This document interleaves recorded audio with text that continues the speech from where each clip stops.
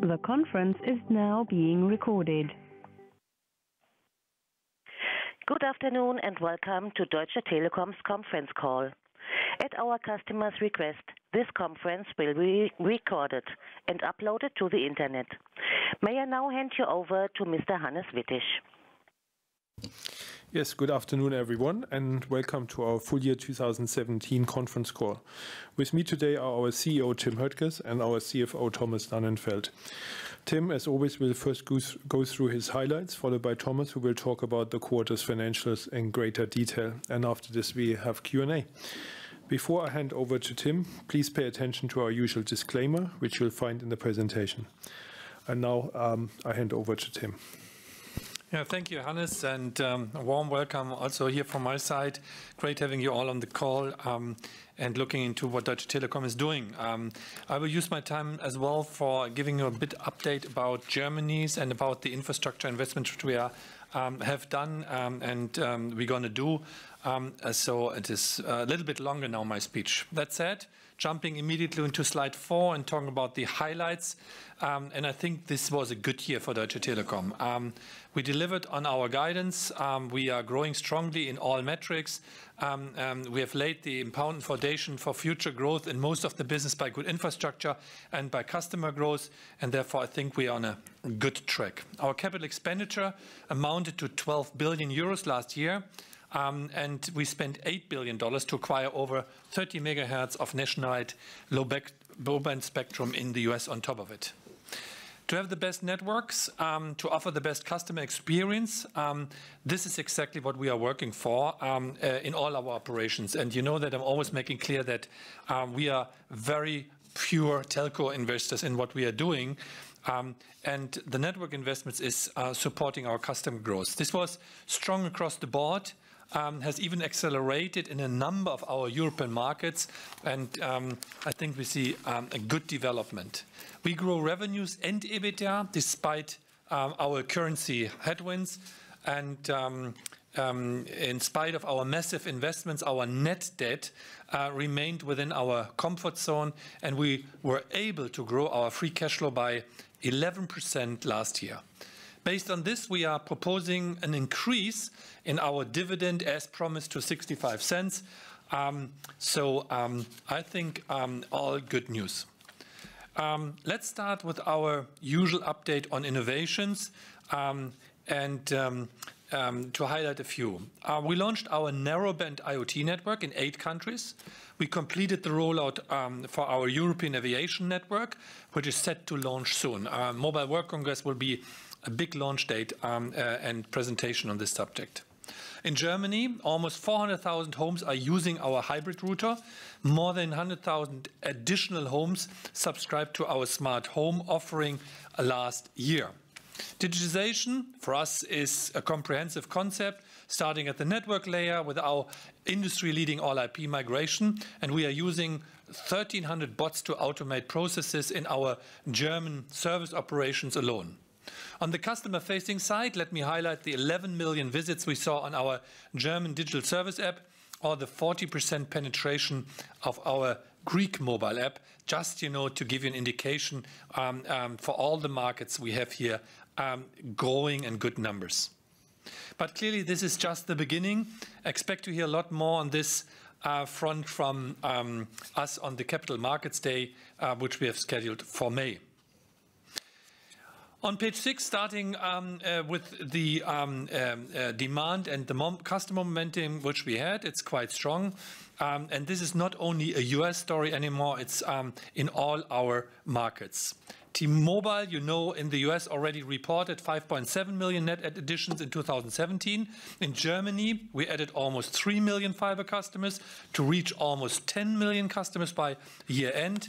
And customer satisfaction is very high, and our market share performance versus cable is even improving. Convergence remains a centerpiece of our strategy.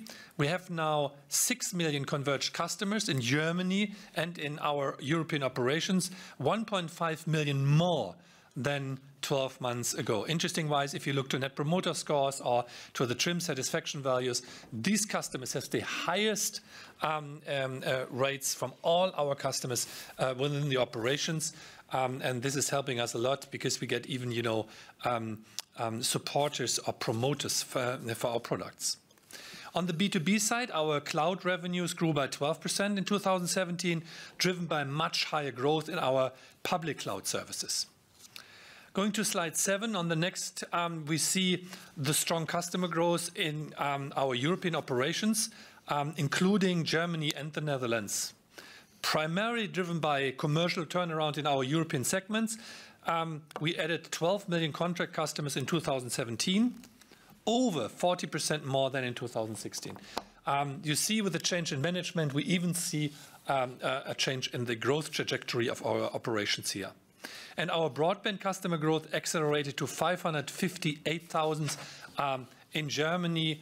The time where we had negative developments in this regard, or very slow, flattish, is over. 600,000, I think, is a clear statement in our industry in Germany. Service revenues on this side of the Atlantics are moving into positive territory despite regulatory headwinds, and would have grown 1.3% last quarter without these headwinds. On the next slide, I would like to update you on a number of capital allocation decisions we have taken in recent months. So the portfolio is very important from our perspective as well to change the face of Deutsche Telekom. Let me first highlight the moves we announced last December to strengthen our convergence proposition in a number of markets. The takeover of UPC Austria, we are with this substantially strengthening our competitive position. UPC Austria is a well-performing cable operator, and we see significant synergies both on the cost and on the revenue side. In Poland, we decided to enter into negotiations with Orange, Polska, for a comprehensive fiber wholesale agreement. And in the Netherlands, we announced the takeover of Tele2 in a bid to create a stronger competitor in a highly converged market. In the US, we acquired Layer 3 TV, creating a new platform for Un-carrier innovation and growth around content aggregation. And we also took the decision to transfer BT into our pension fund. This has benefits for our credit rating while not affecting our governance rights. So it is a good impact for the balance sheet, but it's not, changing anything in the way how we support or steer the company. To be clear, there is no strategic read across from what is basically a technical move here from our side. And also to be clear, this transfer is voluntary, not in response to any funding obligations, as have been our previous voluntary annual funding payments, which in recent years amounted to 250 million euros, and which we have now decided to discontinue. Moving on, two of our subsidiaries, T-Mobile and OTE, have made announcements to return cash to shareholders. We have decided not to participate in the T-Mobile buyback and have instead opted for an increase in our share.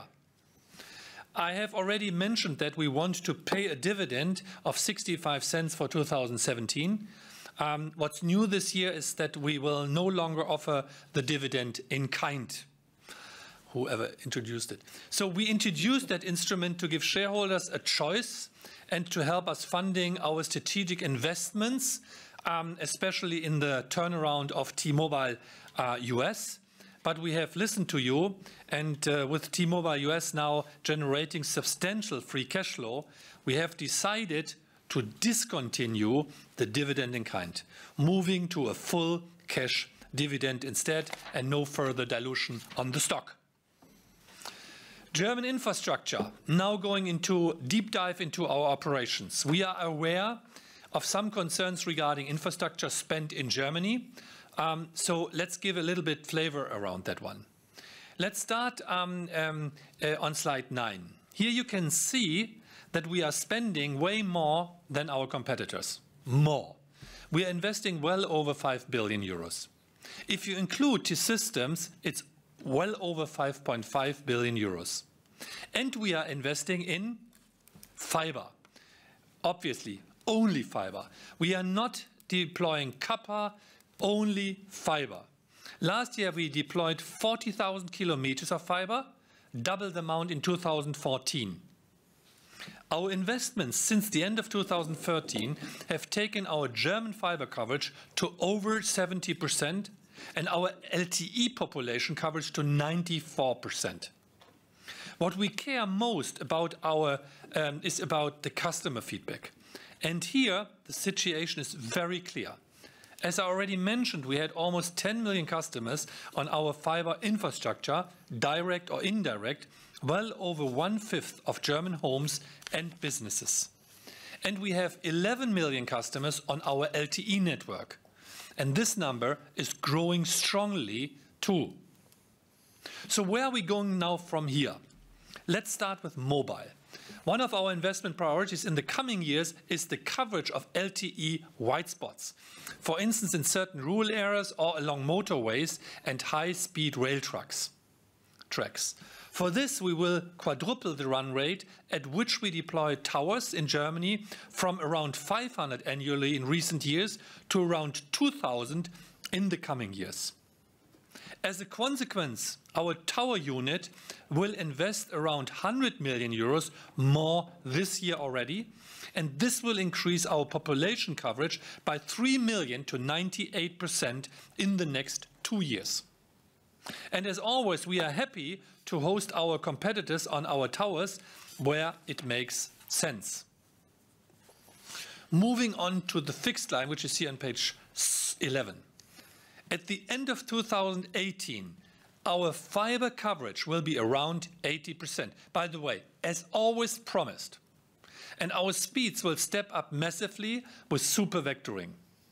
At the end of this year, already 15 million, and I repeat that, 15 million German homes will have access to speeds of up to 250 megabits per second.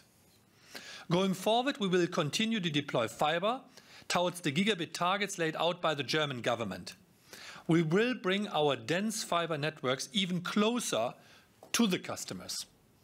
Where it makes sense and under the right conditions, we also want to collaborate with our infrastructure investors like EWE Tel, where we announced the plan to jointly pass more than 1 million homes with FTTB building and FTTH home in the next 10 years.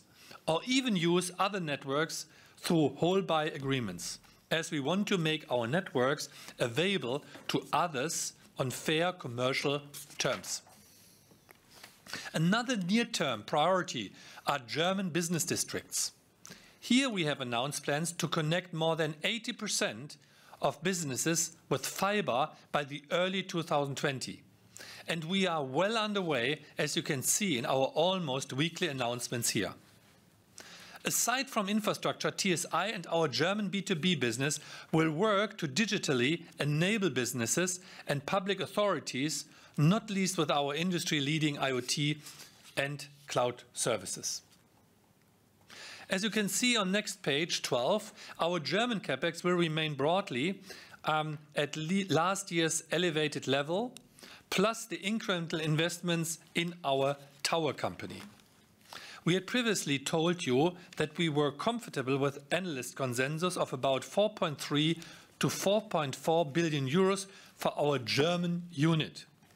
Today's guidance is equivalent with this, although the distribution is a little different, with more capex in our central unit, and on top of this, there is the incremental spend for towers in our group development unit. Within this framework, we are ramping up our fiber deployments to 60,000 kilometers in 2018. Remind, this year in 2017, it was 40,000. We will complete our promised vectoring rollout in 2019. And then, in the coming years, we will maintain our high spending levels towards the gigabit targets, assuming a fair and a reliable regulatory framework. To maximize our time to market and our return on investment, we will leverage our fiber investments through a technology mix that includes fiber to the building, fiber to the home, but also fixed wireless and hybrid solutions. As before, we will leverage governmental subsidies and defend our fair share. Our strategic goal remains to bring the maximum possible speed to the maximum number of people as efficiently and as quickly as possible. And by the way, this is paying off already every single day while we are sitting here. We will provide you with more detail on the Capital Markets Day, but these are our main coordinates that you should be expecting. Moving on to our financial performance in 2017, very quickly said, and by the way, this is the fourth year of growing in all parameters.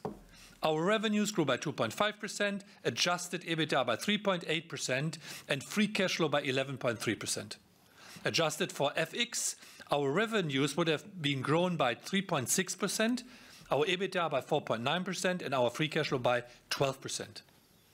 You remember that we raised our EBITDA guidance twice during the year to reflect T-Mobile's guidance upgrade. We delivered against this raised guidance.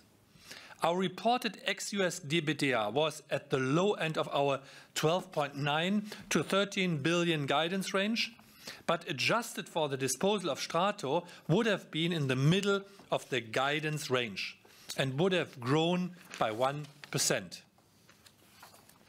On page 14, you can see how much growth we have delivered in recent years compared to our 2015 capital markets guidance. That's my favorite chart. Including 2017 and adjusted for FX, our revenues would have grown at an average of 4% in the 3 years since 2014. Our adjusted EBITDA before handset leasing at an average at 5%, but comfortably ahead of our 2015 capital markets guidance. And our free cash flow at an average of 11%, in line to slightly above our guidance, as we have used the extra headroom to invest even more into our future growth. And by the way, one slight comment aside, if you look to the return on capital employed, it's well ahead of our capital costs. As you can see on the next page, we expect to keep growing strongly in 2018. We expect revenues to grow, adjusted for foreign exchange and the impact of IFRS 15, which is, a big exercise. We expect our EBITDA to grow to 23.2 billion euros. This is 1 billion more EBITDA, and our free cash flow to 6.2 billion euros.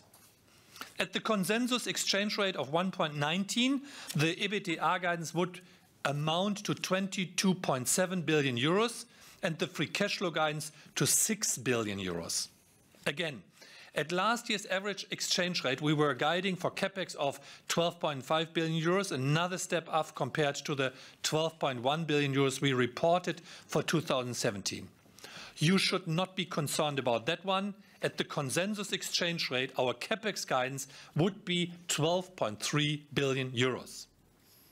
The increase in 2018 is due to the tower unit, as mentioned, as well as T-Systems, where we anticipate additional investments into our European road toll business and into the Internet of Things growth business.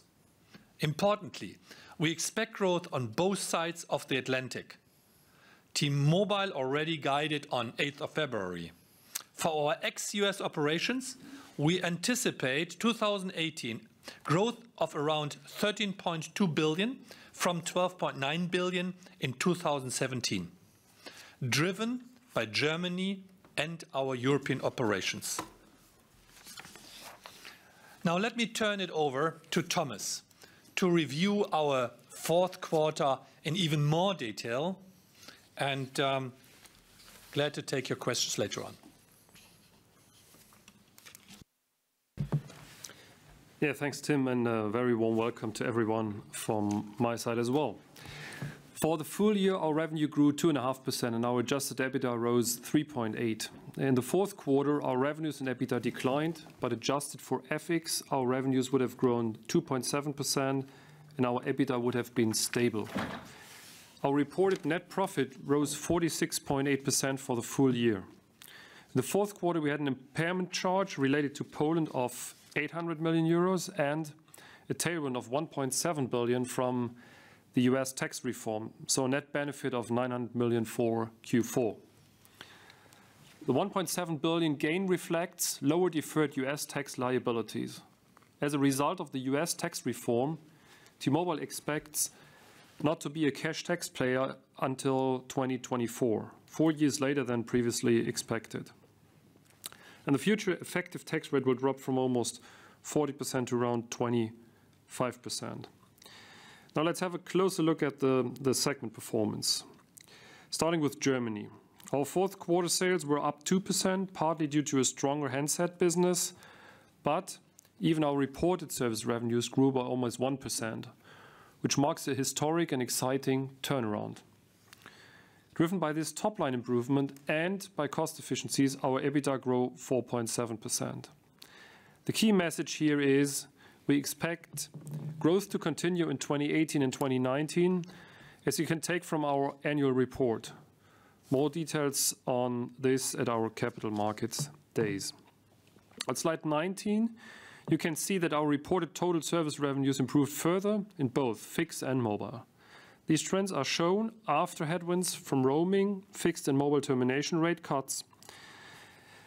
And in 2017, these regulatory headwinds totaled 200 million. For 2018, we estimate these headwinds will only be at a level of 30 to 40 million. Excluding regulatory headwinds, mobile service revenues growth would have been 3.6%, similar to last quarter, while fixed service revenue growth would have been 0.9%, slightly better than the 0.7% we had in the third quarter. In sum, excluding regulation, German total service revenues would have grown at almost 2%. In both B2B and B2C, this growth is mainly driven by successful upselling. The market has embraced more for more logic and our clear leadership in network performance and customer satisfaction. Looking at mobile on the next slide, on slide 20, our commercial performance remains steady with 181K branded contract net adds. We continue to see a favorable gross add mix driven by upselling to more data-rich plans like Stream On. As you can see on slide 21, mobile data growth remains strong at 38% year over year, with the average usage now at 1.7 gigabytes. 42% of our branded Magenta mobile contracts are part of a convergent relationship, up 8% points in the last 12 months. Magenta 1 homes spend on average €8.9 per month more with us than before. Moving on to fixed line, on the slide 22, we rebounded to add 104,000 broadband customers. This was our best quarterly net add performance since 2011, and we estimated this entailed a 34% share of the net adds in the market. If you adjust for the impact of our hard IP migration, we estimate a net add share of around 40%, which is, as you know, in line with our strategic target. Demand for our fiber products remains strong and steady, with another 700,000 additions this quarter, with the majority again joining our retail platform. TV net adds were 50K in the fourth quarter, bringing the full year total to 260,000. This was better than 2016, but as you know, we have higher ambitions here. Turning to our fixed products on slide 23, our retail revenues fell a modest 0.6% year on year. Within this category, broadband revenues grew only 0.6% this quarter. This reflects the impact of promotions we launched last year, plus the incremental headwind from our hard migration. The tariff mix for those customers coming off promotion is actually tracking ahead of plan. And so we expect the broadband revenues run rate to improve again in the upcoming quarters. As mentioned, we now cover 71% of German households with our street fiber network. 69% of our access lines are already on IP, up from 53% 1 year ago. To optimize the final leg of our industry-leading all-IP migration, we have slightly slowed our run rate and now expect to effectively complete the migration in late 2019.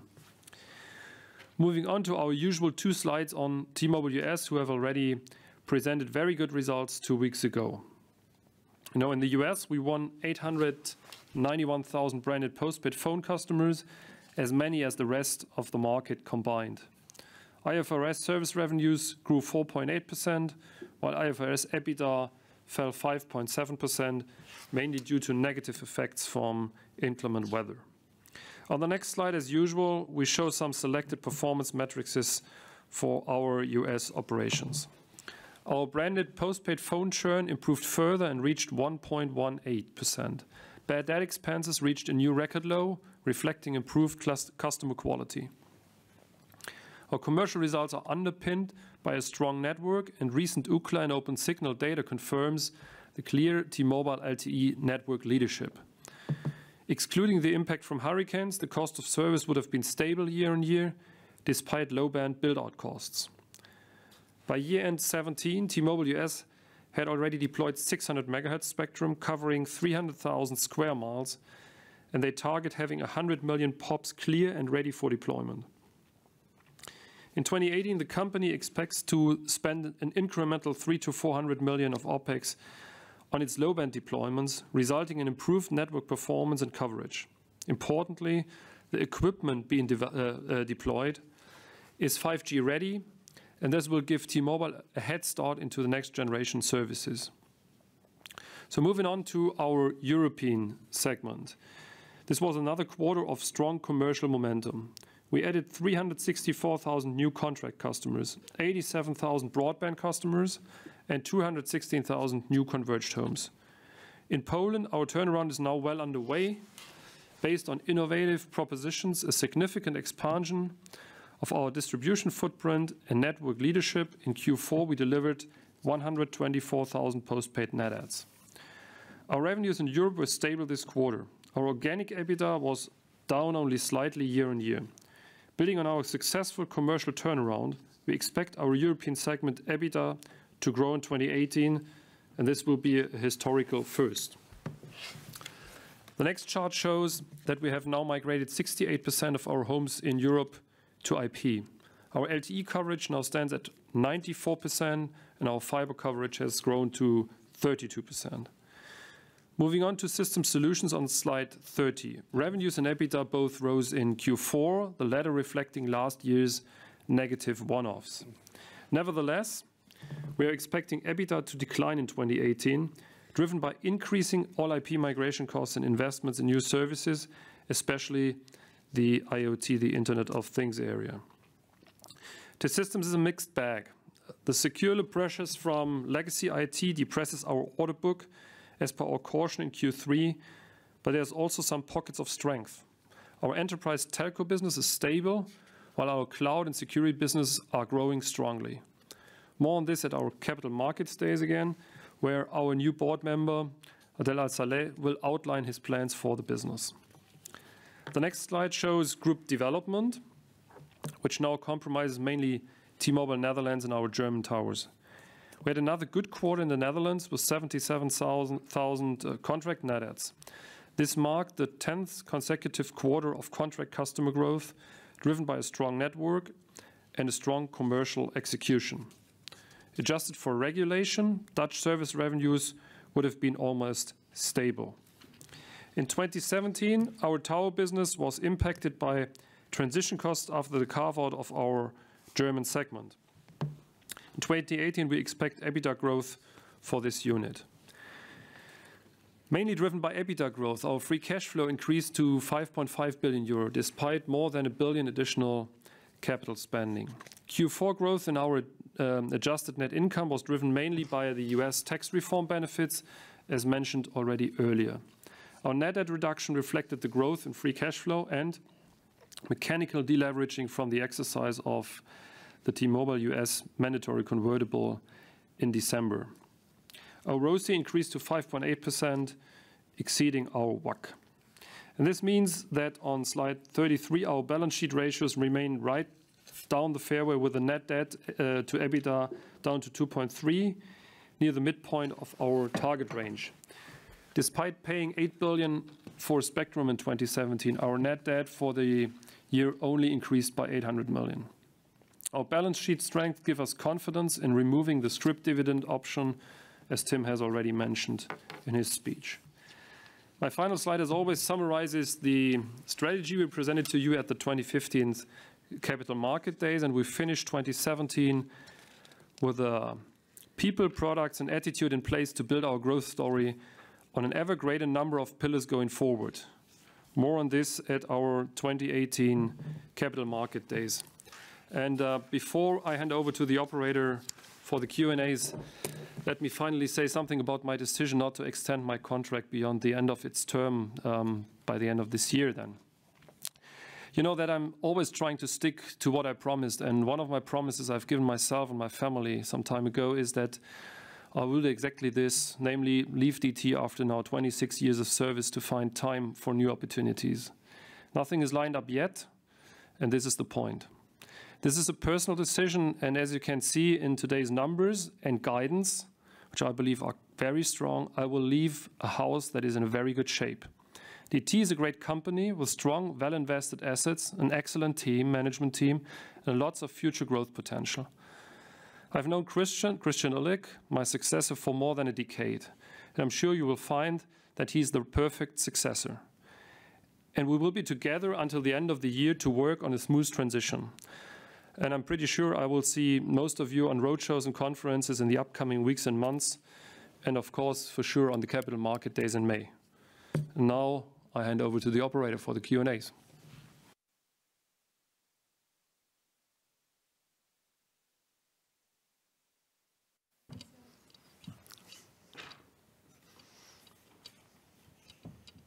Okay, thank you very much, Thomas. And now we can start with the Q&A part. If you would like to ask a question, please press *1 on your touch-tone telephone. I will announce your name when it's your turn to ask a question, and should you require to cancel it, please press the *2. Alternatively, as before, you can send us questions via webcast. Just type your question in the box below the screen.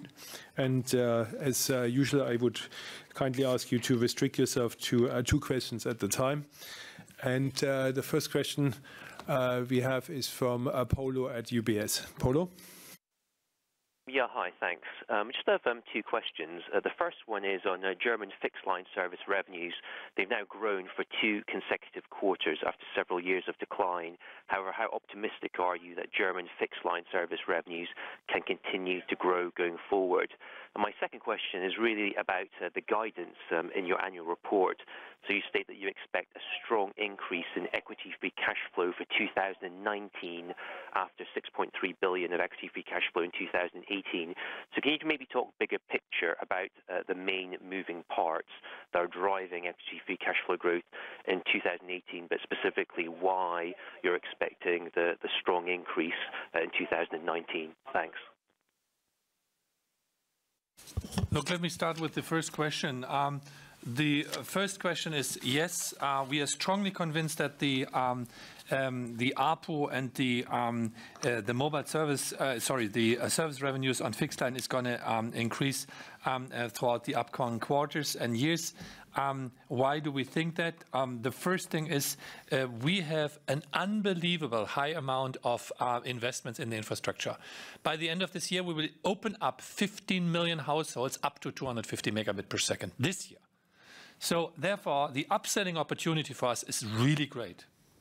The second thing is the promos rolling over. So we had these promos at the beginning. Now we're coming into the normal tenure of these contracts, and therefore we will see the ARPU and the revenue impact from that one as well. Thirdly, even B2B is growing in this area. So this is helping us on top of that as well. Last but not least, the new areas where we are building vectoring and super vectoring are even areas where we are regaining or winning market share back from cable operators. So even here we see a positive momentum which is helping us on the service revenues. On top of that, I'd like to mention, and that's not your question, but it's on top of that, we are growing on the wholesale side. So reselling this network, which is a big part for our profit stream as well, well, with a higher value added to 1&1 and Vodafone, because it's not anymore only the ULL, it is now the full bitstream access with a higher amount of contribution which we gain in this area. So yes, we are very well convinced that this is moving on. So, hey Polo, I'm taking the second question. The answer is quite simple. We worked very hard to turn around the US first, Germany second, and Europe into growth in EBITDA. And as you've seen our guidance, conceptually it's quite simple. All of them creating or generating cash contribution growth in 18 and 19 onwards. So that is basically the one key element of the answer. And second element of the answer is we do not expect any headwind then in the same period of time from CapEx, interest, tax, and special factors.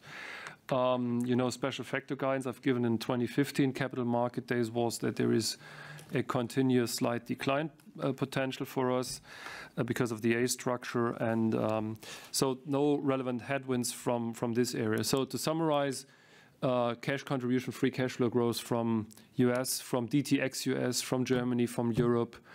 There's one missing part, that is systems, but as it's part of the DTEGY perspective, I think we are in a good shape there. So that is driving basically the growth.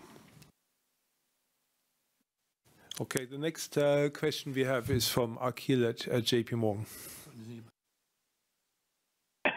Hi, good afternoon. I've got two questions as well, please, if I may. Firstly, just on CapEx, and there's two little parts to it. The first is you've called out some investments that you're making into 2018 in towers, IoT, and the toll road investments. I just wondered if you could comment on whether these are one-off or whether we think there's some ongoing spend as we go forward. And the second bit related to that is, Tim, you mentioned the concerns the market has around CapEx and German fiber spend. I just wondered if you could comment on the rhetoric we've had from the coalition paper that came out a couple of weeks ago, what your interpretation is of that, and just how we get a timeline going forward to get better clarity around CapEx. And then the second question was related to comments that we've seen on Bloomberg just around your message on a Vodafone Liberty deal.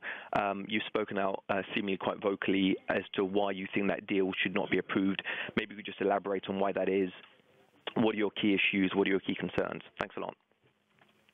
Yeah, Kil, I start on the CapEx and the numbers, and I think then Tim will kick in terms of the coalition negotiations and the potential Liberty combination and deal. So first of all, I think today's news in terms of our CapEx is very good news. Basically, we're starting with what we will deliver in our, or we have delivered in our guidance, a spot-on guidance for the free cash flow versus the market expectation and consensus. While CapEx is a little bit higher, where is that little bit higher CapEx coming from? It's coming from basically two main areas. One is the tower business, second is T-Systems, and in T-Systems, again, it's two parts. One is the road tolling stuff, and secondly is M2M IoT. I think the good news is we deliver free cash flow while we invest a little bit more. We invest more into areas which are non-regulated, so that gives us a much better perspective looking forward in terms of returns. Is that all one-off or nothing one-off? Basically, it's a mixture of one-offs and continuous, so the tower part will be more continuous, whereas, for instance, the toll element has one-off characteristics. Market concerns about CapEx, yeah, I'm aware about that. I think we've given a lot of insight today. Again, you've seen that the German CapEx remains in the vicinity which we have already given to the market, the 4.2, 4.3 vicinity. You know that there is a chunk of roughly 2 billion of CapEx today being spent for fiber to the street and IP, which will be freed up during the course of the year 19 when we'll finish that activities and will be reinvested again for further improvements. There is the total volume we've mentioned. So I think there's everything said. My guess is it needs more detail and insight and a longer debate, and that will take place in the capital market days to convince the bears here that this is a fantastic plan and that is what will take place and happen then later on. So Tim, maybe you comment a little bit on the coalition and the Liberty deal. Okay. Parties in the government have agreed on a coalition deal and issued quite a long document, including several items relevant to our sector.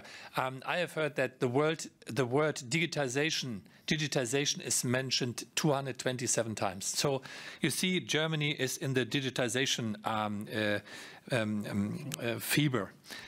That said, the first thing is there's a fundamental shift for us relevant from current regulatory regime towards a model delivering incentives for private network investments. So that is a very clear statement and quite encouraging. There's a statement that on a deployment of a nationwide gigabit-capable network until 2025 is tasked. And there is a founding of an investment fund for rural fiber deployment financed by auction proceeds and other resources. And last but not least, the provision of new frequency licenses are coming with coverage obligations to close white spots and enable dynamic 5G deployment. So these are some major items out of these documents. First, we welcome that the coalition agreed on ambitious goals for digitization, and not only regarding infrastructure, but as well in important fields like public administration, health, universities, education, and the like. We secondly clearly appreciate that the coalition supports private fiber investments by fundamentally changing the current regulatory regime. Fiber will no longer be regulated as copper. That is a quote out of this. New rules for all companies willing to invest must now be implemented by the regulator. In addition, we approve of measures taken by the coalition to provide networks with open access on commercial terms. So I think that is quite encouraging on the way going forward. The second thing, it is a technology neutral wording. We are not forced, just to go into every household with fiber to the home or fiber to the building, but there is even fixed wireless access of 5G allowed. So a mix of technologies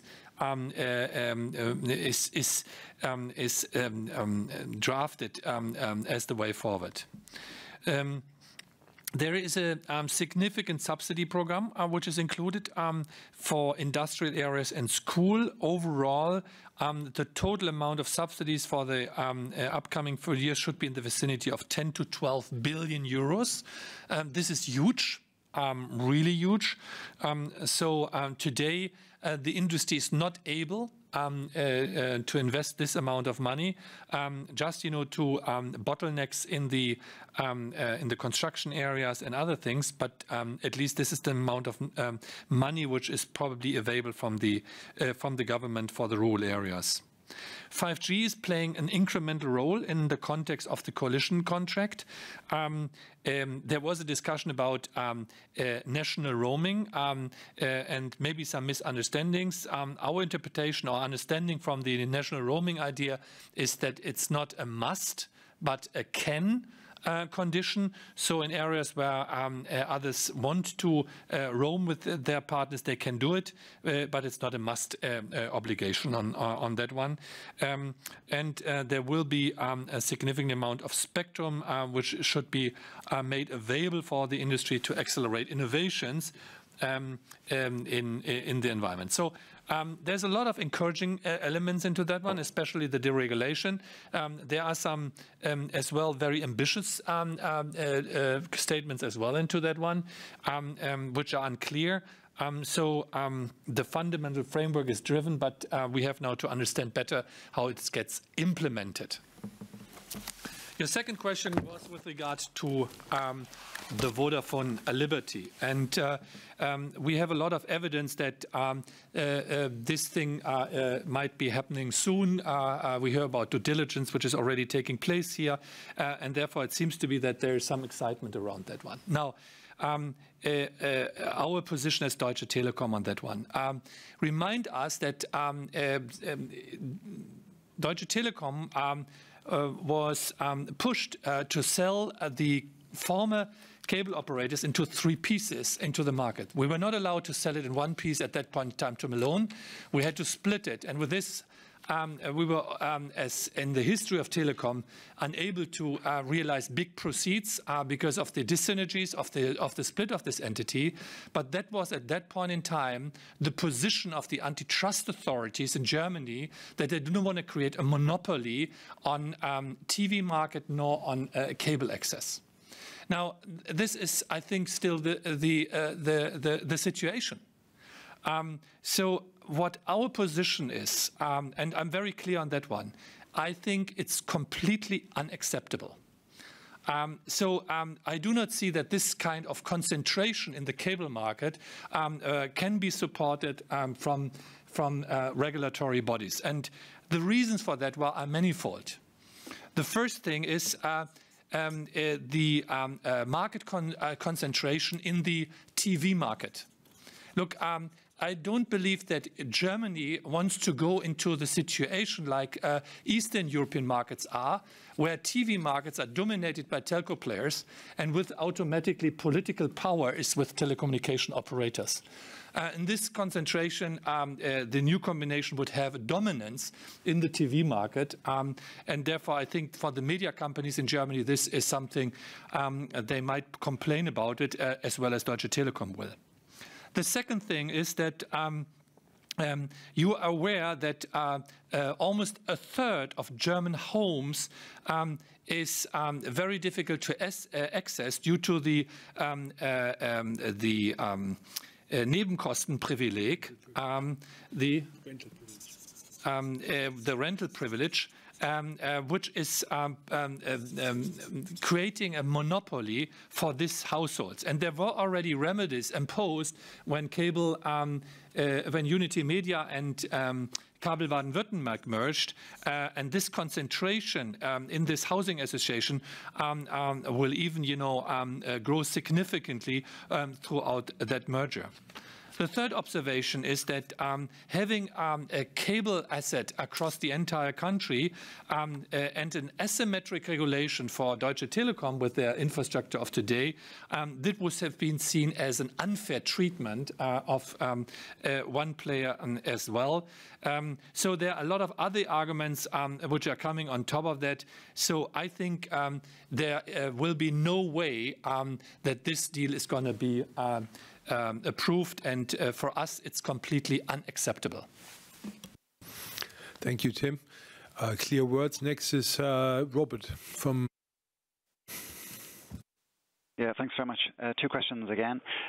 On the BT asset transfer to the pension fund, is that tax deductible? And if it is, do you guys get it, or does it just mean more money into the fund? And then on the very strong broadband net adds in Germany in Q4, is that you guys being more active on keeping the customers who are being forced migrated? And in Q1 so far, have you seen any impact from the greater discounts from Vodafone? Thank you.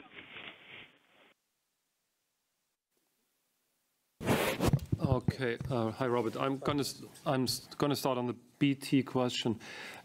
There is no change on the tax side, nor is there any change on governance rights, on EBITDA, on free cash or whatsoever. The only change is basically that with that move we reduce our pension deficit. As you know, pension funding here in our case is voluntary, but still we always have a look at that, and we reduce that deficit significantly. The rating agencies, I think, they will incorporate it in their perspective, and additionally we will stop that yearly voluntary 250 million funding. But that's it, basically no changes on tax, EBITDA, free cash flow whatsoever. With regard to the second question, and why is our Q4 so strong? Very simple as that. You know our target of 40% market share and net add market share as well, and therefore, there's a lot of pressure on our organization to achieve that. And when it comes to the situation, we were able to win a higher number of new customers in that respective quarter. The churn rate, due to the new speeds which we are offering, were kept stable, and you know that they are very low. And on top of that, we are reaching new households, now more than 70%, 71%. And this was even an opportunity for us to upsell or to regain some customers from cable operators back into the operation. The number, by the way, is if you look to the gross add number, is higher if you exclude some headwind which we are facing from the all IP migration. So we have some incremental churns of a few 10,000s of customers due to all IP. If we would not have had the all IP migration, we would have been already at the 40% market share level. Thank you, Tim. Just quickly adding on the BT's pension fund transfer, that is, once it is affected, it's neutral to free cash flow. Just to be clear, and the funding payment is below the free cash flow line, our current or previous voluntary pension payment. And now the next question is from Fred at Bank of America. Hi, just to follow up on the previous questions around capex. So following the statement from the coalition, what's your expectation right now on the fiber regulatory framework? You talk about deregulation. How is that consistent with what the EC is trying to do? And do you have already some signals, any positive reception on your willingness to have no regulation on your JV with EWE, for instance? And then secondly, on the same page, if you could give us a bit more insights on the assumptions you've taken in the capex guidance of flat 4.2 in 18 and 19 from a fiber rollout perspective, from a 5G perspective. So any color on what's embedded in there would be welcome. Thank you very much. Okay, good question, Fred. As always, look, the answer is the following. We do not have, let's say, a final calculation on what that all means, because, we have to understand what this 10 to 12 billion subsidies would mean for the rural areas. Interesting-wise, what we have learned is that the subsidies are not only to fiber to the home. They support everything which has to do with fiber. So we are only building fiber. So even this money which we are spending today is able to be subsidized. So the moment where we enable a street cabinet with fiber, which we are doing, by the way, every 3 minutes today until the end of the year, this area is ready even for subsidization. Now, on top of that, what we are doing is the Great Coalition now, that they know that it should be a mix of operators, carriers, to build this gigabit infrastructure. So the next step for us is now to get the allowance and the approval for our cooperation models, because they will be built out from our own, but there will be a lot of areas where we will partner. Today we have EWE, the most prominent one, but only to give in a flavor. We are ready for 70 corporations across the German footprint the moment we get the allowance from the political environment and the regulator. And the second part of your question, Fred, is Thomas. Maybe again on the capex assumptions and logic in between. As you know, we are firing on all cylinders to get the Nahbereich rollout done in this year, and that will happen into 2019 onwards as well, as we had some delay caused by the EU regulatory authorities. So that will take place in 18-19. The super vectoring switch, Tim mentioned that, 15 million homes with a minimum guaranteed speed of 103 megabit and up to 250 The All-IP is in there, obviously, first 5G investments, and which is very important also from this year onwards, a very strong development and deployment around business parks. We assume the demand is there because in B2B we see really the demand there. In 2018 we will be installing FTTH to direct link up some around 100 business parks. And in the upcoming years we want to cover, we'll cover 3,000 business parks with our build-out initiatives, and that adequates a minimum of 80% of business locations within these parks, with around 400,000 businesses and millions of workers. So that's all included in there. And as I mentioned, if you look at the 18-19 figures, roughly a 2 billion amount of deployment money will come to an end by finalizing the Nahbereich, finalizing All-IP, and that will then turn into the next level of improvement of the infrastructure. Thank you, Thomas. Next question from Andrew at Goldman Sachs, please. Yeah, good afternoon, everyone. I had a question on overbuild and then just another question, apologies, on CapEx. On the overbuild risk, we've seen greater overbuild in a number of markets recently, including the UK. Do you think the economics of network rollout are evolving in Germany or more broadly to raise the overbuild risk in B2C in Germany? And then just secondly, some further clarity on CapEx creep uncertainty, which has obviously hurt the share price performance today. Can we take it that your midterm B2C fixed investment plans will not be a material departure from current spending levels, given you're not announcing anything new now, and would presumably you want to tell us if you're planning a big change in spending? Thank you.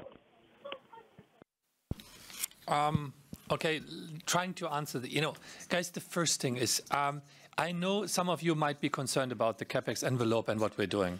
But if you look hindsight and looking back, what we are doing is we are investing very efficiently into more bandwidth for our customers. And at the same time, we do that by creating a high utilization of this new infrastructure. And that is the reason that you see that the investments we are doing are resonating in a very good growth rate, which we see on the broadband side.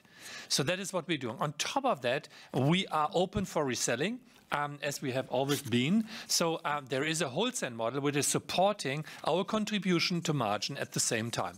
So, and this is something which we're moving on in our infrastructure build out. So I think this is well invested money and it's paying off already today. Now, with regard to the current situation, we have said we have vectoring as the main prime area to cover almost everybody in Germany. Now, that is our way for 2018 and in parts even for 2019. And then we will have a share of 85 to 90% of this vectoring and super vectoring technologies in our footprint.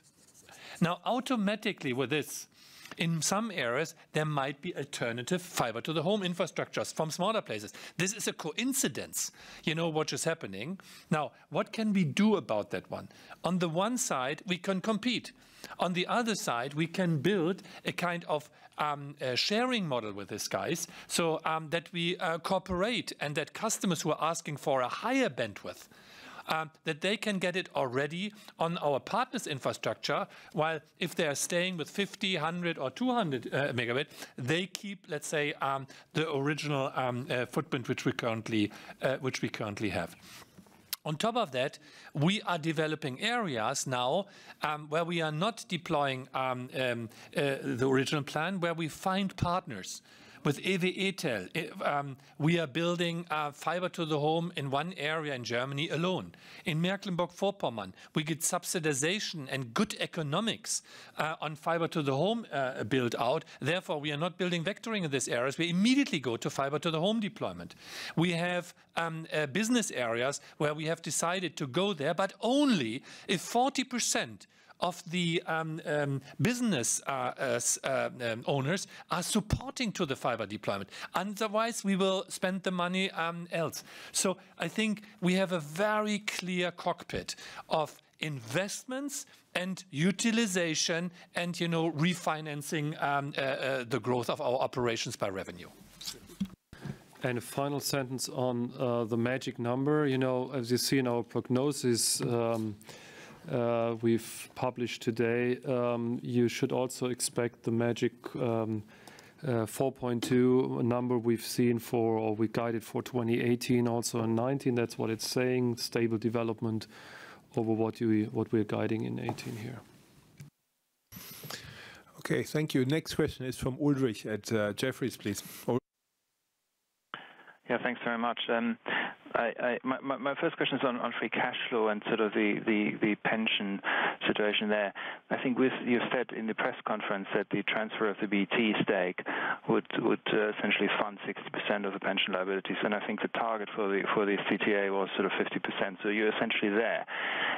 Does this then mean that the CTA will actually start to pay pensioners in scale anytime soon? And if yes, is that not a support to free cash flow? Because obviously those payments wouldn't go through free cash flow anymore because the CTA is sort of outside of it. So I'm just wondering what the scale of these payments of pensioners from the CTA would be now that it's fully funded post BT. That's my first question. Second question is a bit of a clarification only on this super vectoring 50 million homes up to 250 minimum guaranteed 103 megabit per second. Can you give us some indication what percentage of the households you think can actually get 250 megabit per second, and to what extent that is a scalable infrastructure? I suppose the 15 million are the ones where it works best, i.e. with the shortest loop lengths. How does super vectoring look in a German context at large? Thank you. Ulrich, I'm going to start with a free cash flow question. First of all, as I said, it's all free cash flow neutral as the, first of all, to bring it into the CTA. And secondly, there is a headwind and a tailwind related to that.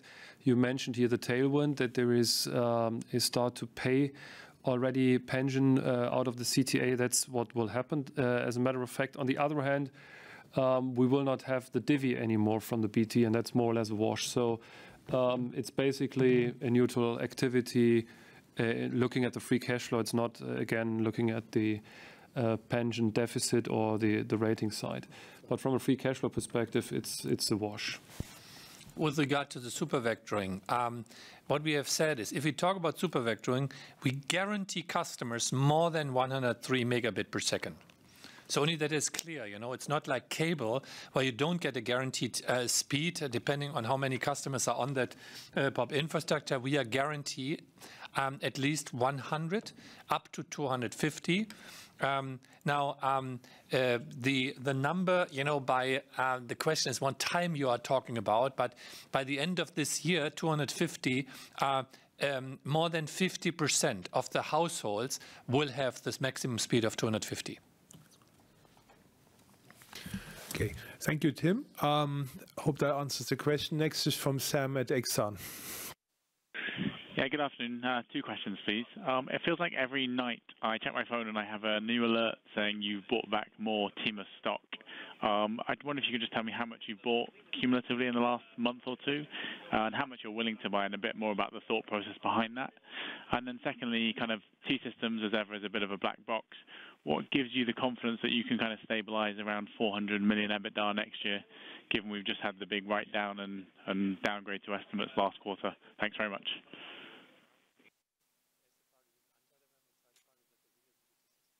So, first of all, I'm going to start on the buyback. You know, when Braxton and John announced the share buyback from the T-Mobile US point of view, he also mentioned that we as DT will also join that activity with several hundreds of millions. I think we are in the vicinity of around 100 so far, what we've seen. And as guided or as announced, that will be the vicinity of a few hundred million. And then after a slot we are using right now, when DT, so to say, will stop again, I think then the T-Mobile US guys will kick in again and do the tranche, which is still missing to go and move up to the 1.5 billion. Mm-hmm. Is there anything I missed, Hannes, from your point of view? Thinking behind why we are doing it. why we are doing it. Okay. Yeah, thank you. I missed that element. Yeah, it was basically, remember, it was the time when basically it became clear that there will be no deal with Sprint, and we feel and we still believe that the current share price of T-Mobile US is significantly undervalued. That's number one, and I think that is the rationale why T-Mobile US started to do so, and why we're doing it. And obviously, you know, the second element is we moved ourselves into the position we wanted to do. Is there is something to distribute? You know, there is. Think about 2013 and 2012, 13, 14. There was no cash to be distributed. Now at T-Mobile US, there is cash to be distributed, and we feel it's an appropriate way, especially as the stock is undervalued, to use that this way. So now, what gives me, let's say, confidence that we can stabilize the systems and even grow the EBITDA, you know, in 2019 and forward? Now, look, the situation at the systems isn't easy. So we have to work on that one, but it's not as bloody as sometimes, you know, mentioned. Now, why is that the case? The first thing is we have 3 divisions. The first division is the telecommunication service area, where we very early, compared to Orange or even BT, you know, moved into an IP service, which we call Engena, you know that, which is now launched. We have the first customers, which we are testing on this platform, which is enabling us, you know, to implement SD-WAN services and substituting expensive MPLS. Now, this is one thing where I see already a good track record. And on top of that, what I'm seeing is that this business is not shrinking compared to other telcos. Our business is flattish in this area. So therefore, with the new products and with the current situation, we are doing well, despite the fact that we are facing negative effects in this area from all IP and from a deal in 2017, which is now cleaned up. The second thing is the area of growth. We have areas of growth. We have cloud, where we grow with 12%, where we believe we can grow beyond that number because the market is growing faster on that one. And we have the IoT business, which is currently an investment case with a negative profitability, because we have upfront investments to support new platforms, new services, like machine-to-machine service or IoT solutions. The last thing is the TSEC area in this division is already a showcase of success, and it's growing very nicely. So therefore, we do not see any reason why this very relevant topic of cybersecurity should slow down within the upcoming future. Now, the area of concern which we have is the IT outsourcing part and the IT part. But even in this IT part, and I do not want to go into every detail on our hosted SAP service where we are market leader, but in these areas we have to do restructuring work. We have a new manager on it in this division, and we have a new board member, Adel Al-Saleh, who are now very intensively, you know, working on a restructuring of this entity. They are in deep discussions with the unions. We have the idea of even splitting up pieces of this company into a more market-focused entity. These discussions are ongoing, but with this, we could even, you know, improve the way of becoming more agile, more closer to the customer. So therefore, there is some evidence for us and some confidence that we turn it around and improve the situation. That is the task of what Adel is working on. And at the Capital Markets Day, you could hear from the father's mouth on every single item how he's planning to do so. Okay, thank you, Tim. And now we move on to George at Citi. Good afternoon. Thank you for taking the questions. I have 2. The first one is around the balance sheet and the leverage levels. over the last few months, you announced a couple of acquisitions. You raised the dividend distribution in a couple of your subsidiaries. You're building up a stake at Timus, and you've moved to a completely cash dividend. I was just wondering whether all these moves towards a higher level of leverage are going to be offset by other actions like disposals, and whether you could also update us a bit on what you expect to see in terms of major spectrum payments in the next couple of years. And then my second question is on regulation in Europe. I was wondering if you can share some thoughts ahead of the communications code, anything that may have changed recently from your discussions, and maybe if you could also update us a bit around the zero rating issues you had in a couple of your markets, and whether there is a bit more understanding as we move into the next phase of investment. Thank you. Yeah, maybe first of all on the first element of the question, I think after the 8 billion in the US in terms of the spectrum auction, by the way, several more billion prior to that in 16 and 15 on 700 spectrum and on some AWS spectrum. I think we are by the end of the year, and including some of the topics, at least most of them you mentioned, we are at the end of 17, we see a 2.3 times leverage ratio here. And so we are right where we wanted to be, number one. Number two is, what is the thought process looking forward? The thought process looking forward is quite simple. There's growth in the US, there's growth in Germany, there's growth in Europe on the EBITDA side, and that will give us room to maneuver and help us to keep the leverage ratio where it should be. That's the number two part. I think on spectrum per se, I'm always not commenting and speculating on that one. That's very clear. I think what I can say is that obviously there is some 5G spectrum coming up. For instance, there will be a mixture of a 3G and 5G spectrum auction coming up this year in Germany. But I think on the other hand, it's also clear that, as you can see what Neville and the US team, for instance, is doing on LAA, that there is optionality to use unlicensed spectrum. So I think there is a need for additional spectrum looking forward, but there is in the licensed and unlicensed area spectrum available. The key question will be how it's been made available, but no big concerns in terms of the balance sheet. Tim, maybe on anything to add from your side, or fine?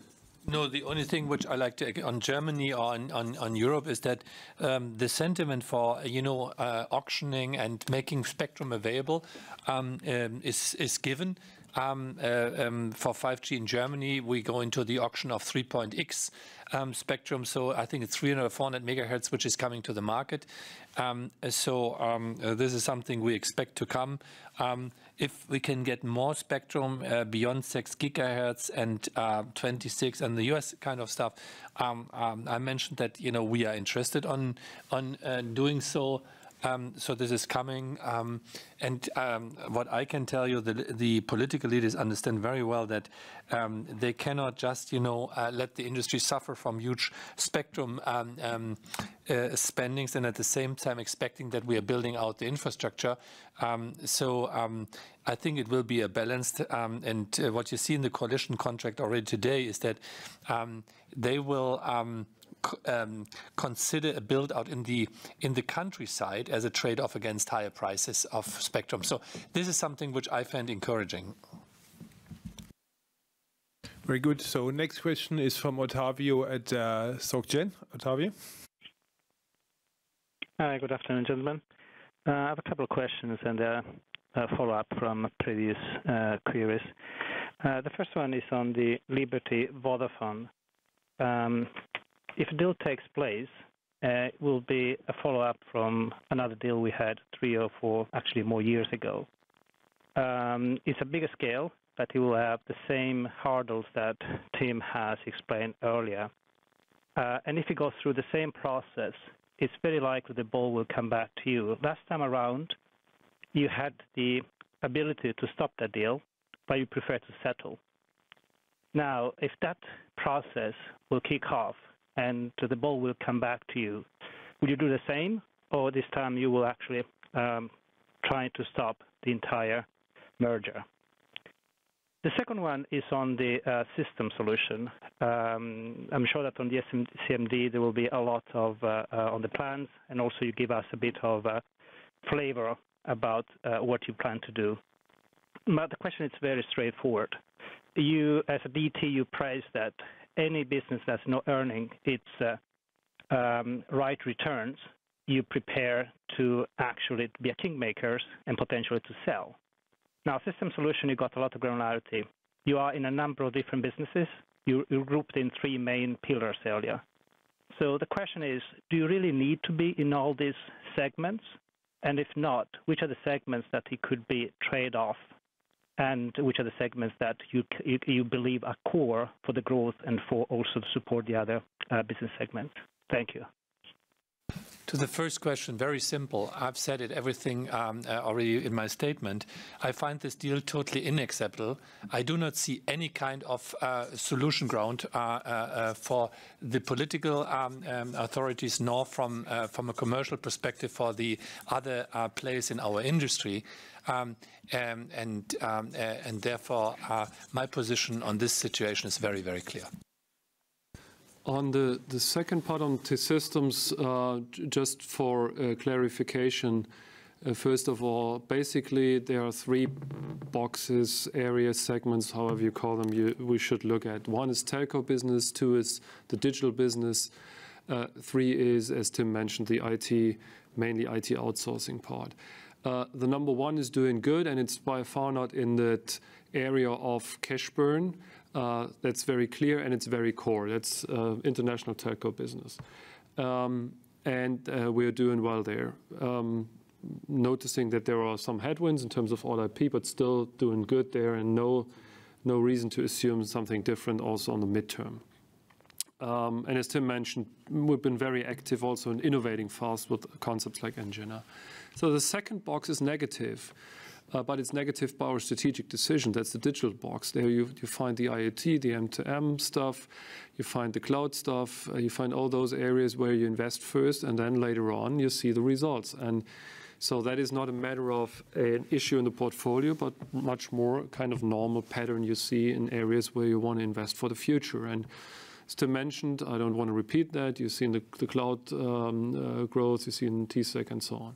So number one box, not a discussion topic here. Number two box, not a discussion topic here as well. Number three box is one.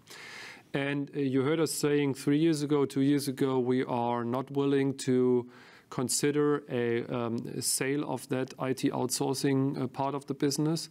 We have changed that perspective. We clearly said it's one of the optionalities. It is not clearly stating here, it's not saying that this will be the option, the route forward, but it's an optionality for us, and we're not ruling it out anymore. So yes, if a combination or a sale is the best way looking forward, and that's what Adele and the team is working right now on, what's the best way forward, what's the best ownership, we are open to that.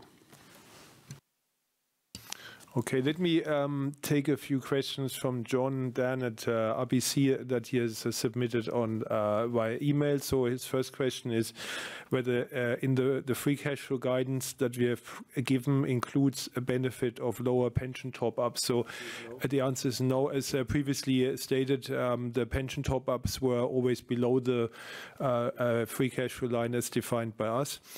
Secondly, the German spectrum auction, the timing or any restriction issues that DT is worried about. I think the timing is still not defined, but we expect clarity on the auction rules by mid-year. But, you know, of course, the more complex process of German government formation may have an impact.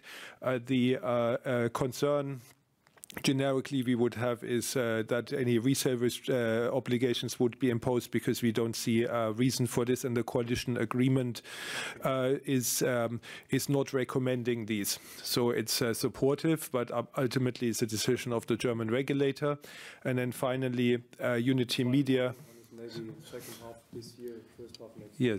Yes. So late this year, then probably, and possibly a delay slightly into early next year. But that's what we are currently thinking. But it's not our decision. And then third, Unity Media lost a MDU client. Is that anything to do with us? I guess is the question. So I think we have said earlier that the German cable industry has a stranglehold over the housing association market, and we are not happy about that. That notwithstanding, you know that we have been trying to break into this stranglehold, and this is something that we continue to do. So next question from Justin at Credit Suisse. Thank you. It's inevitably follow-up questions. The German EBITDA guidance for 2018 of 8.6 billion, it's around 1.5% EBITDA growth. You've exited 2017 at about 4.5%. So just wondering if you'd be willing to describe that 2018 guidance as conservative or beatable, or is there something coming up on the cost side that would essentially slow down the EBITDA growth rates? In terms of spectrum, do you think the German government's going to ask bidders to pay up front? Most of these licenses actually will be starting, in the next decade. So will you be paying for it, 3 to 5 years from now, or do you think you'll have to pay up front to fund all these fibre subsidies? And then finally, on the Evertel deal, I guess there's some encouraging signs on the regulation. Just wondering how the wholesale deal is going to work there. Will you have control over the wholesale offer, or will Evertel be having their own wholesale offer to the market as well? Thank you. So first of all, Justin, I'm still struggling with the last question, but I'll come back to that later. First of all, the first question on the German EBITDA, and I like to do two things here to be clear about German EBITDA and then DTEGY EBITDA. Because I know there's always some talk about what's going on with the GHS thing. So it's easier to cover DTEGY than it's all in. There is no way to look differently. So Germany will grow from 8.4 to 8.6. That's what we clearly said and guided. And in the meantime, and in parallel, DTEGY will grow from 12.9 to 13.2. So basically what we have said is last year from 16 to 17, a slight like-for-like increase at DTEGY. We moved from like-for-like 12.8 to 12.9. This year we will move from 12.9 to 13.2, including GHS, DT systems, and Germany, and of which Germany will be the 8.4 to 8.6. And I don't think there is any cost issue related with that. It's simply we go for the 200 and make that happen. Then second, Tim, is you? Second question. The regulator will definitely ask for an advance payment for licenses. He will not give that for free, as always, So they will probably organize a kind of auction for the market. We are still working on the case that, they might distribute it among the three players here in the industry. But I do not know what. That is nothing which is mentioned in the coalition contract. The idea is that, parts of this money is going directly back into the subsidization for the rural build-out. That is, let's say, their plan, but there are no numbers, nothing else mentioned on that one. And the situation of Germany, there is sufficient funding opportunities from the government given over the next years. So reading the text, understanding that they are looking for a build-out even for 5G in the rural areas is more important than the proceeds. I would guess that the funding, or let's say the money which is going into this auction would not be as high as primary auctions, but this is much too early to say because we do not know the auction design yet. Okay, we have time for three. How will a wholesale deal work? Honestly, I was a little bit struggling on understanding the question. Maybe we can get the question from Justin once more, or maybe if that is not possible, then Justin, please contact us and we'll take it offline. Maybe he was referring to the speculation that there will be a wholesale obligation for the new spectrum. Look, I think we as an industry, and now I'm talking for my partners here in Germany who are building infrastructure as well, this would be a mistake. Why should an industry on the one side pay for spectrum? Second, then building in a very big infrastructure across the country, maybe even considering building out the rural area, and at the same time giving this infrastructure to a third party who is not participating in the build-out costs and just getting on at variable levels. This would be counterintuitive, not only for us as investors or as managers, but as well for the GroKo, for the Great Coalition. So that's not something that this I expect that this is getting posed on us. So therefore, this would be counterproductive for the 5G build-out, and the industry is jointly aligned on this subject. Okay, now we take 3 more questions. So next one is from Usman at Berenberg. Usman? Hello, gentlemen. Thank you for taking the question. I've got 2, please. The first one was on slide 21. It just shows the average consumer data usage kind of slowing down from 80%, to 60 to 50 to 38. And I'm wondering whether that has anything to do with kind of a slower intake of LTE customers, as we've seen with Telefonica Deutschland, and if so, then what is actually going on in the German market here? That was the first question. The next question was just on digitization. Tim, I think you mentioned in the press at one of the conferences that you felt Deutsche Telekom was lagging behind companies like KPN and Telenor. I'm sure we'll hear more of this at the CMD, but if you can elaborate on what you actually meant, thank you. Okay, look, the first question on the average consumer data usage, my understanding that this is a percentage development. If you look to the absolute numbers, the growth rate is very well intact. So so therefore, I would not focus too much on this percentage than rather on the absolute number. The second question is the digitization, and what I mentioned on that one. There is a famous Goldman Sachs study about the digitization of our industry and how digital telcos are. And there was, the benefit of digitization within the companies, and there was, the implementation and the status of digitization being mentioned. In this kind of presentation, Deutsche Telekom wasn't presented, let's say, in the upper right box. So we were, let's say, at least mentioned that there is challenges left, to more automate our entities. Now, looking into the operation, I would say we were maybe a little bit bad in the way of selling it, because I know that some of our competitors are talking about how many bots they are using. We have counted them now, and we came up to 1,300 bots. So for Germany alone. When it comes to the all IP migration, this is a big digitization project, and BT just started with this. We have 70% of our business already on all IP. But nevertheless, I think it should be our focus going forward, and that is definitely a task for Srini Kopalan and for Dirk Wössner, to enable customer interactions, but as well the internal process with modern tools and the best ways of doing it. And I do not want to, push all the buzzwords on you, like using data lakes and artificial intelligence, automizing the internal processes and this kind of stuff. But this is definitely something I think as a challenge to increase customer satisfaction, at the same time efficiency and productivity within the organization. And therefore, there is a bigger focus on that one.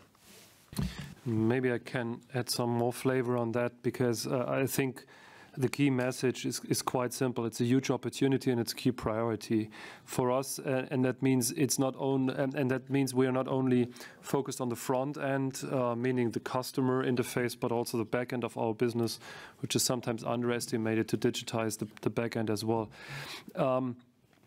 I think what we are seeing, to give you some numbers, and I think in the capital market days we'll talk you more intensively through, is basically on the front end. For instance, we've seen more than 11 million visits in our Magenta service app, with an increase of 27% year on year. So you see at the front end that this is, I think it's an industry phenomenon. You see it's improving significantly, and obviously there's an upside to that. We've been very early in the Austrian NatCo on introducing web-based chatbots. The name is Tinker there. Our German sales online ratio, including Kongsberg, is around 20%, a little bit up of that. Tim mentioned the 1,300 robots only at the customer front and on the German side. But what is important to us as well is make sure that the way we work in the company does change. So we have, for instance, initiatives running like Create Your Own Bot, where we train people really to create their own bot. And it's interesting to see how engaged people are to get that done and learn that and use that.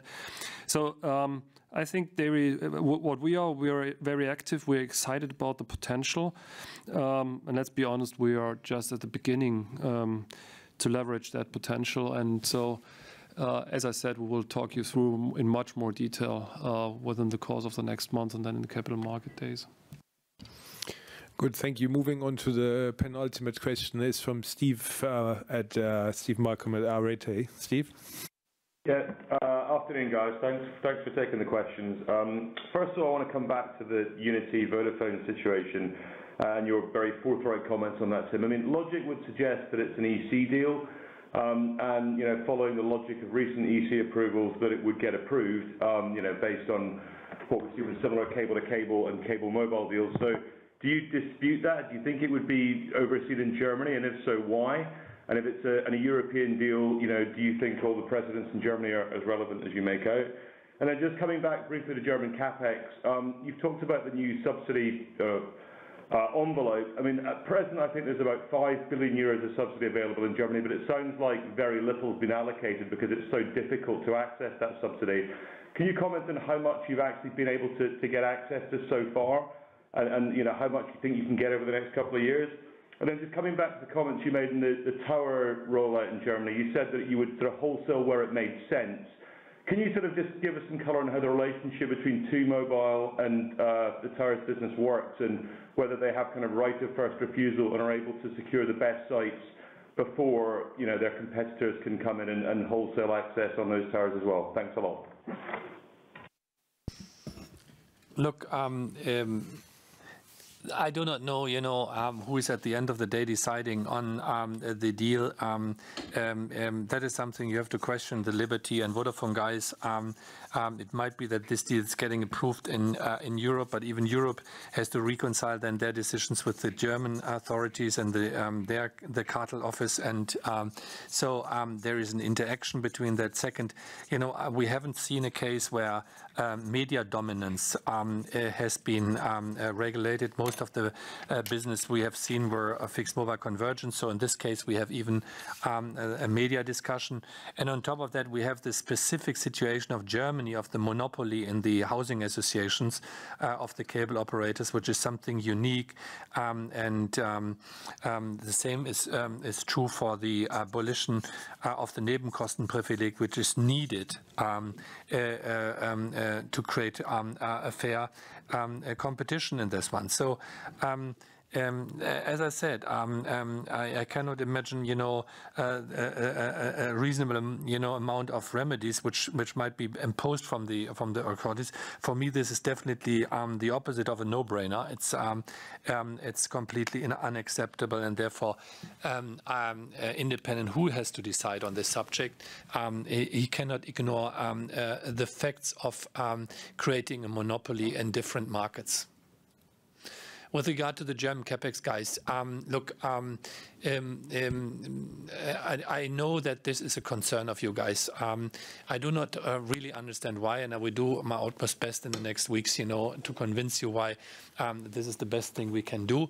Now, in the areas where we get subsidization, in the rural areas, it is very difficult to say because, it depends on competition. If there are two players who are interested to invest into an area, the subsidization is probably lower. If there's only one like us investing into that one, sometimes the subsidization is 70–80% or beyond. Which is coming from the authorities on that one. I can tell you we will only enter into cooperation models based on subsidization when the payoff ratio is quite reasonable on infrastructure. But, there is no kind of thumb rule which I could easily throw. But, Thomas, maybe you can help me on that one. Yeah, I think maybe to add on what you've said, the ratio, as far as we know, what we win versus what we lose in the whole subsidization game, which is not a new game. It's nothing new.